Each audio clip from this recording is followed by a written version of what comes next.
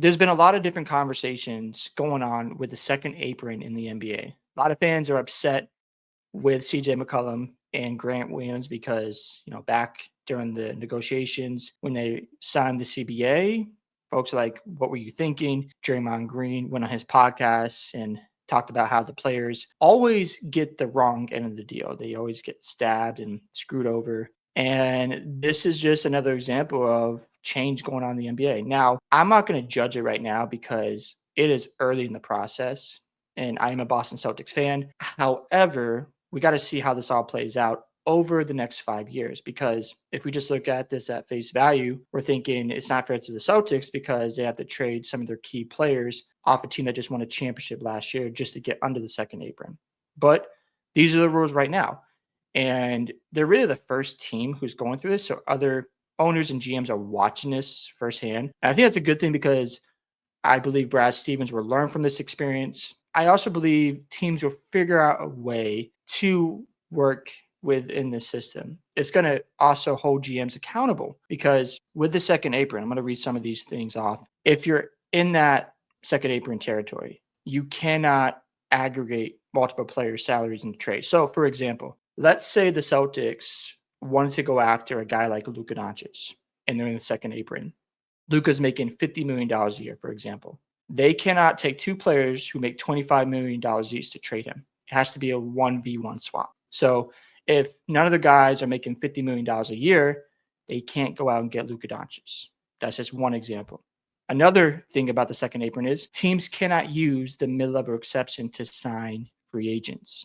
So if you're in that territory, you can't add an impact role player to help get you over the hump or add more depth to your roster. You have to keep what you have and find other ways to add talent. There's also draft pick restrictions where if you're trying to trade a first round draft pick 7 years out, it's frozen. You can't trade it. You're not allowed to. And on top of that, if you remain in the second apron 3 out of 5 years, no matter where you finish in the standings, your draft pick in the first round will move to last in the draft. So let's just say, for example, the Cavs, they win 55 games next year. They're like, we're going to go in the second apron because we want to go out and try to win a championship. Then the second year, they win 50 games. The third year, they're still in the second apron.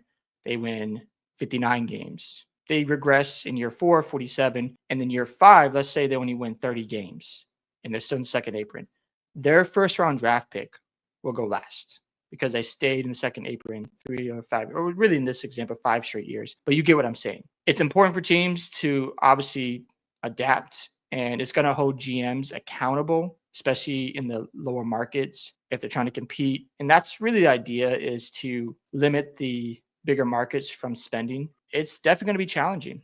And the idea is to create a more level playing field. And of course, some people are upset with CJ McCollum and Grant Williams. Now, as a Celtics fan, this was inevitable, in my opinion. Even if they had won the championship or got to the NBA Finals, they couldn't pay everybody, especially when Jason Tatum and Jaylen Brown make up 60% of your salary. And that's another thing, is how are GMs going to pay these players going forward? Like, you have your top tier players, and this is what OKC is going to run into in a couple of years. They got to pay Jalen Williams. They got to pay Chet. They've already paid SGA. He's going to make $1 million a game. It's insane. You're not going to be able to pay everybody, because if you do, you're going to be in that second apron and you can rely on the bevy of draft picks. But if the team can't sustain itself because you can't pay the role players on the bench, like we just saw with Ty Jerome, he left the Cavaliers.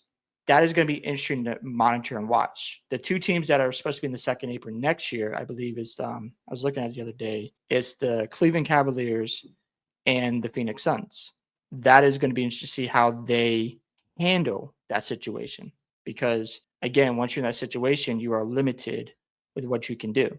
I like what Brad Stevens did have to say here about emphasizing retooling, not rebuilding. I do believe, in my honest opinion, this is just being unbiased as a Boston fan, I think it could take them 3 years just to be contenders again. That's not being negative. That's not being somebody who isn't a fan of this team. It's just being realistic with the roster in front of them, and they got to retool the big man position. And that was going to happen regardless, because losing Al Horford was going to be a huge loss because of his locker room presence and his leadership. Now you're expecting Tatum and Brown to take that next step, and it might take some time for them to adjust. I assume they're going to grow into it. I really do.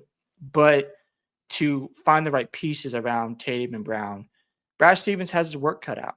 but he did collect a lot of draft picks. We saw that. He had a trade with the Orlando Magic where he collected second round picks. He's done this before where he used his draft capital to go flip for guys like Derek Wright. He tried it with Malcolm Brogdon. He fit Brogdon to the Blazers for Drew Holiday, and he's used other draft capital to get other guys. So that's what Brad's doing again.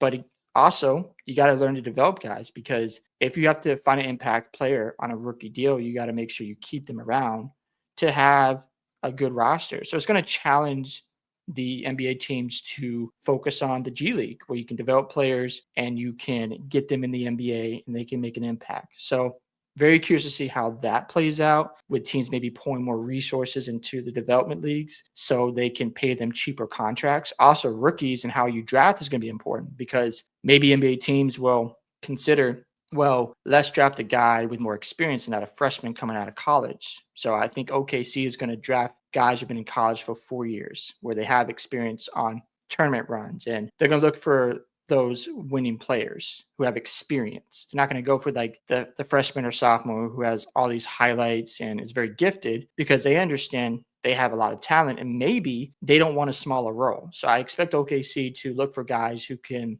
play off the bench. So it's going to be very interesting to see how teams adjust to this. I need to see how this all plays out over the next 5 years. If it's a situation where owners are willing to play the tax, they don't care if they're in the second apron because they have a championship contender team and they get penalized for that, then that's where I have to draw the line. However, we are going to see how this all takes place. But again, I do love the fact that Brad Stevens is letting the fan base know, like, look, this was going to happen. I had to make these moves. And yes, he had to trade Drew Holiday and Porzingis. And they weren't blindsided by it, and that's good. You have to understand, this is a new era in the NBA, a lot of parity going on. That could change. I know people are loving the fact, some people do, we have parity, but I do believe we're going to have a dynasty at some point. I don't know if it will happen during these rule changes. We shall see. The NBA changes every single year. The Celtics were seen as like favorites for the next 3 or 4 seasons.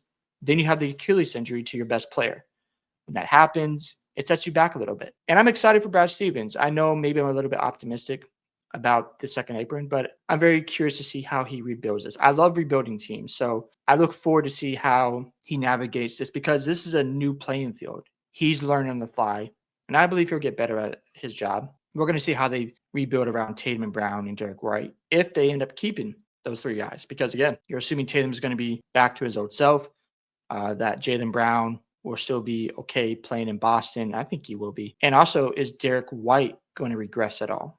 And how bad would that regression be if they keep him around? That is going to be something to pay attention to when it comes to the Celtics. And again, they are the first team. So this is sort of like an experiment season for the Celtics, because other teams are watching going, okay, we have to prepare for this because we can't pay everybody on the roster. And I think it's a good thing to get teams ready. So we'll see how the Phoenix Suns handle it. We'll see how the Cleveland Cavaliers handle it. I know that the Suns are working on a buyout with Bradley Beal. So yeah, I'd love to hear your thoughts about the second apron. Do you agree or disagree with it? Are you trying to figure it all out? Totally understand that.